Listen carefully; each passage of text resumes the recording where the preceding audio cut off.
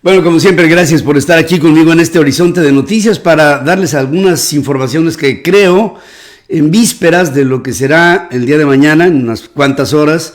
El Congreso de los Estados Unidos estará dando los números oficiales del Colegio Electoral norteamericano y con ello habrá la oficialización de quién será el próximo presidente de los Estados Unidos. Y todo pues apunta a que Joe Biden será nombrado el 46º en la línea sucesoria desde George Washington, que por cierto un día como hoy se casó. Hablo de George Washington.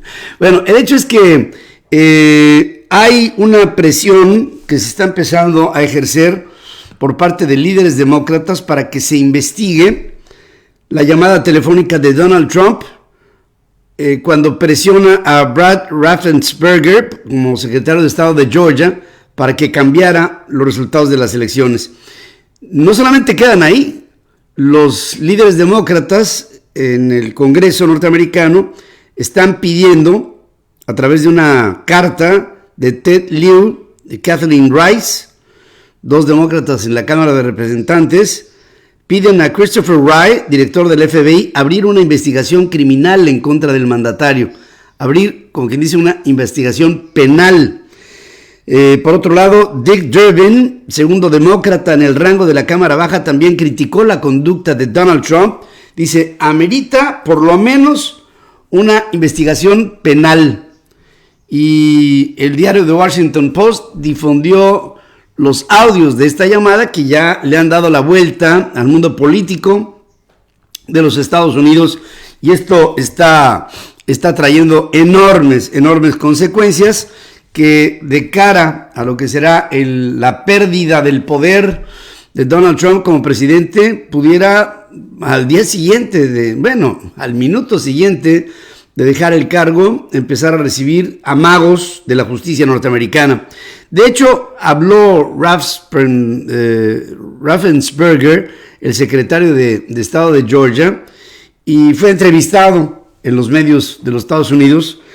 Y ahí dijo, yo cumplí al momento de rechazar las presiones que me hiciera el presidente de los Estados Unidos. Cumplí con la ley, cumplí con la Constitución, y cuando me exigía que recalculara los votos emitidos en el Estado y dar la vuelta al resultado de las elecciones, yo me hice a un lado y le hice ver al presidente que yo me limitaba a responder que yo no soy un abogado, y que yo lo único que podría seguir sería el camino de la ley, que es lo que me marca en este proceso electoral, y punto.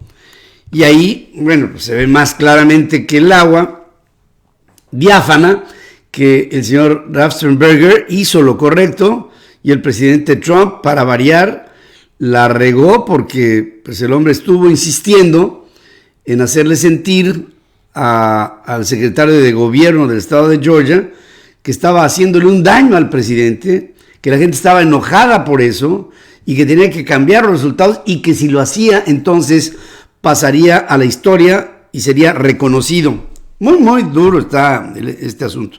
El hecho es que se están empezando a exacerbar los ánimos aquí en los Estados Unidos, en lo que ya Muriel Bowser, que es la alcaldesa de Washington, la capital de los Estados Unidos, está solicitando que haya a partir del día de hoy ya un despliegue limitado de la Guardia Nacional para ayudar a reforzar las labores del Departamento de la Policía Metropolitana ante lo que se apunta que serían las movilizaciones a favor de Donald Trump, presidente norteamericano, que pues se van a estar dando hoy y mañana de cara a la ratificación de Joe Biden ante el Congreso, luego de los resultados del colegio electoral. Hay personas que intentan venir a nuestra ciudad armadas, dice Robert Conti, que es el jefe de la policía de la capital de los Estados Unidos. Bowser, durante una conferencia de prensa que ofreció, pidió a los residentes de la urbe que se mantuvieran alejados del centro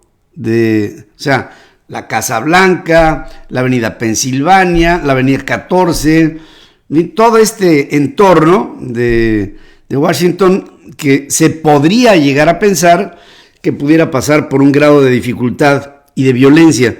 Según un funcionario de defensa de los Estados Unidos, Bowser presentó una solicitud en la víspera del Año Nuevo para que miembros de la Guardia Nacional estuvieran presentes del 5 hoy al 7, es decir, antes, durante y después de lo que será en el Congreso norteamericano la determinación del siguiente presidente de los Estados Unidos.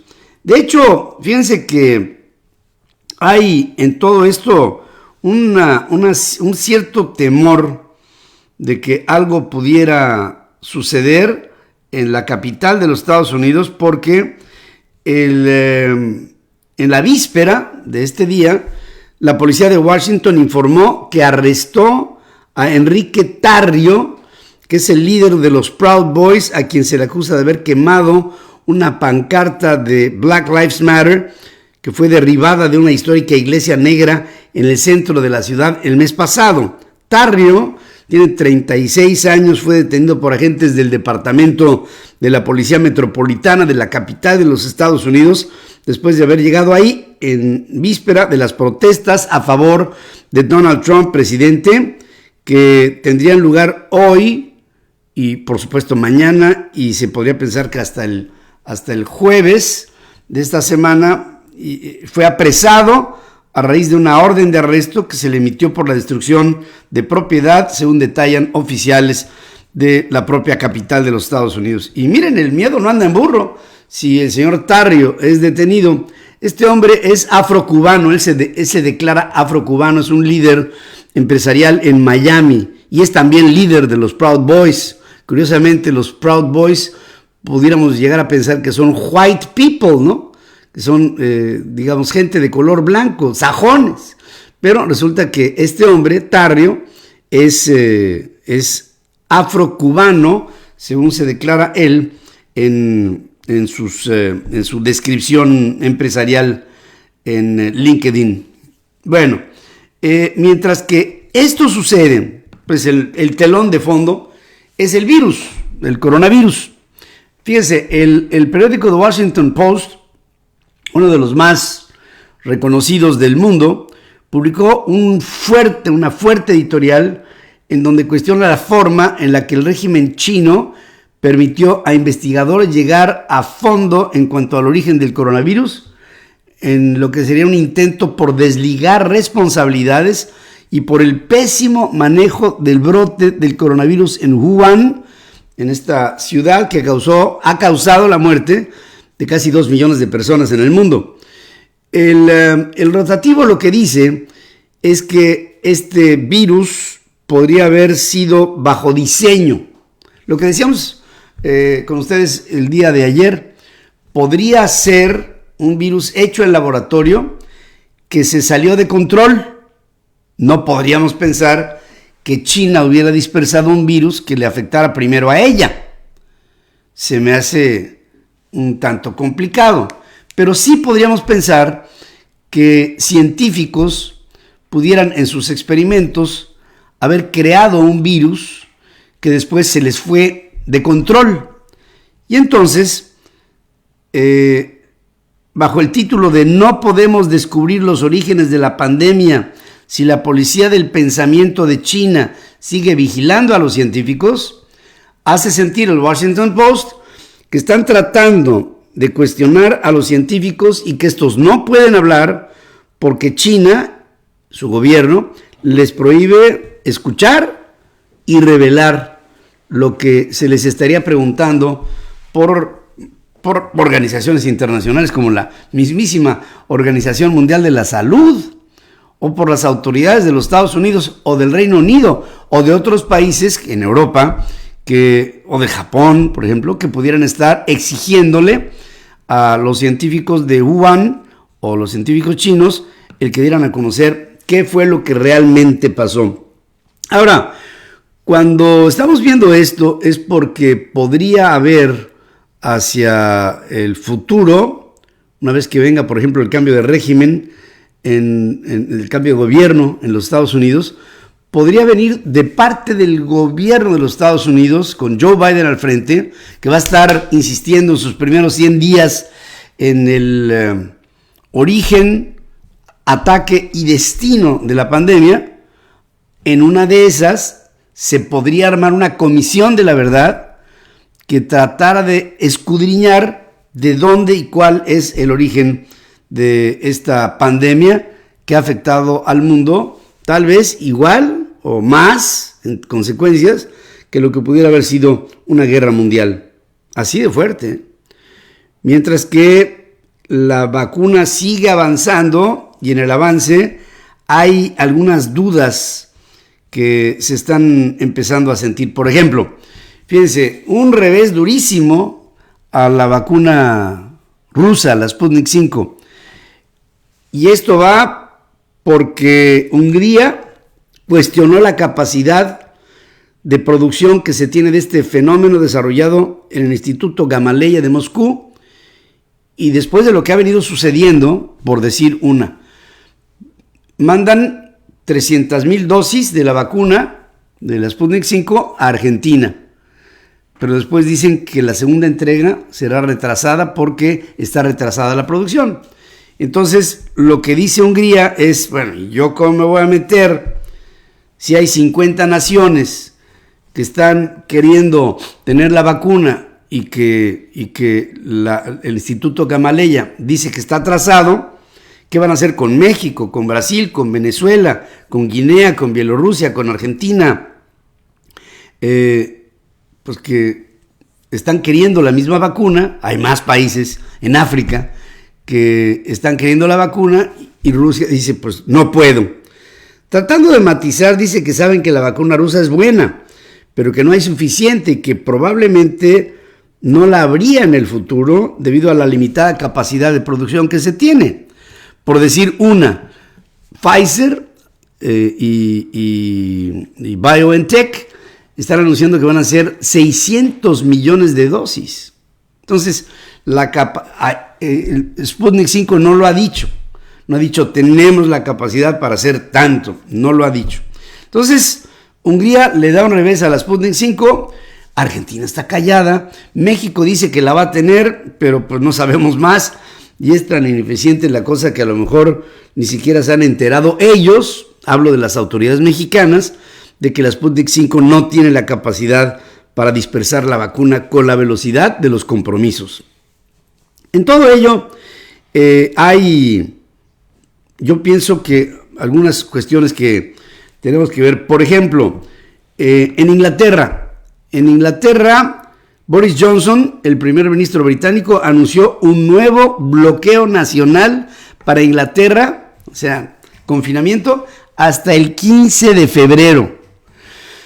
Estamos hablando de más de un año, para el 15 de febrero, de cuando se presentó el primer brote de lo que conocimos como lo que después sería el coronavirus, el 019.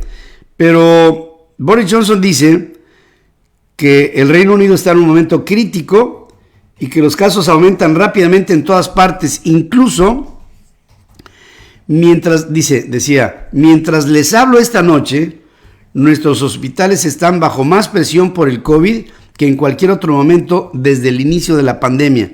Y dice, las personas deben nuevamente quedarse en casa, las escuelas primarias y secundarias, universidades, estarán cerradas para el aprendizaje presencial y los estudiantes universitarios no regresarán por lo menos hasta mediados de febrero. Todas las tiendas no esenciales y los servicios de cuidado personal estarán cerrados. Y con ello hablo de todo. Bajo estas reglas, las personas pueden salir a hacer ejercicio, pero solamente pueden ver a otra persona en un solo lugar. Las escuelas, insisto, cero, y los trabajadores clave serán los únicos que podrán dar servicio al Reino Unido. Y esto ya es como un acto, pues como heroico, ¿no? Por otra parte, algo que inquieta muchísimo es que el ministro de Salud del Reino Unido dice que la variante del coronavirus identificada en Sudáfrica es más problemática y preocupante que la cepa que después fue encontrada en el Reino Unido. Y decíamos hace 3 días, la cepa variante del coronavirus surgió en Sudáfrica, pasó al Reino Unido y de ahí se dispersó. Ahora, lo que está diciendo Matt Hancock, que es el ministro de Salud de Inglaterra, es que la variante sudafricana es mucho más preocupante que la que llegó a Inglaterra, lo cual es como la variante de la variante, porque si hablan de que es más preocupante la sudafricana, querría decir que no es igual que la inglesa. Y entonces dice, este es un problema incluso mucho más problemático que la nueva variante del Reino Unido. Tanto el Reino Unido como Sudáfrica están luchando con un aumento de infecciones que se han atribuido en gran parte a nuevas mutaciones del virus que lo hacen más transmisible. Por otro lado, Robert Peston, que es el editor político de la cadena de televisión ITV, dice, citando a un asesor científico no identificado del gobierno británico, que los científicos fíjense esto, no están completamente seguros si las vacunas que se han anunciado servirían en contra de la nueva variante encontrada en Sudáfrica. O sea, todo este esfuerzo de AstraZeneca, de Oxford, de Pfizer, de BioNTech, de Sputnik, de CanSino, de Moderna, de todas, igual nos sirven ante la variante sudafricana. Y esto pone un problema que incluso empezó a afectar a las bolsas de valores en el mundo. Bueno, esta es parte de lo que les quiero. Bueno, aquí nada más con decir que en México el señor Hugo López-Gatell se defiende de que se fue de vacaciones este fin de semana, uno de los más críticos en la historia de la pandemia, y dijo, me fui a Oaxaca porque ahí sí están abiertos los restaurantes. Yo pienso, por salud mental, o que dejamos de hablar de él, o que él deja el puesto porque no le quedaría más recurso que renunciar si tuviera un poco de dignidad. Gracias por estar aquí conmigo. Hemos transmitido este programa de Horizonte y les invitamos también a que nos sigan a través de centralfmonline.com y nuestras aplicaciones y nuestra red de estaciones hermanas, asociadas y afiliadas en la primera emisión Central FM Equilibrio. Gracias por estar aquí.